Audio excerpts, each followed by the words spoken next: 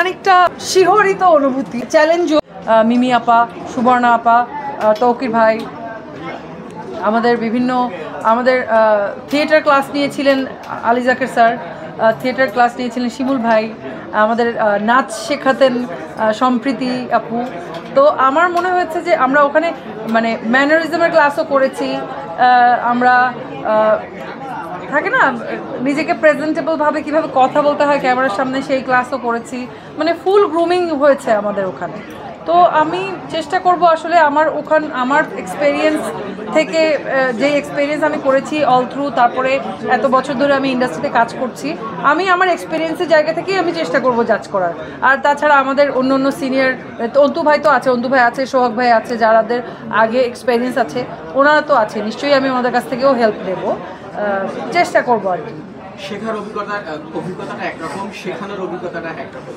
গত 13 বছর 11 থেকে ধরে লাস্ট 13 বছরে অনেকটা অভিজ্ঞ হয়েছে। 11 বছর আগে 2011তে যেখানে ছিলেন, শিখেছিলেন, এখন সেটা করছেন, শেখাবেন, এই এক্সপিরিয়েন্সগুলো কেমন হবে? হ্যাঁ, এটা খানিকটা মানে খানিকটা এটার বাংলা মানে এক ধরনের মানে খুবই মানে ভাল লাগছে আর কি। এটা এক ধরনের অন্যরকমের অনুভূতি, মানে এটা এক ধরনের অন্যরকমের শিহরিত অনুভূতি আমি বলবো। কারণ যেই জিনিস আমি আসলে 2011তে আমি শিখে এসেছি, সেটা আমাকে এখন শেখাতে হবে। তো এটা এক ধরনের চ্যালেঞ্জও বলতে পারেন। যদি আমি মানে জাজ করার আমি কেউ না, আমি চেষ্টা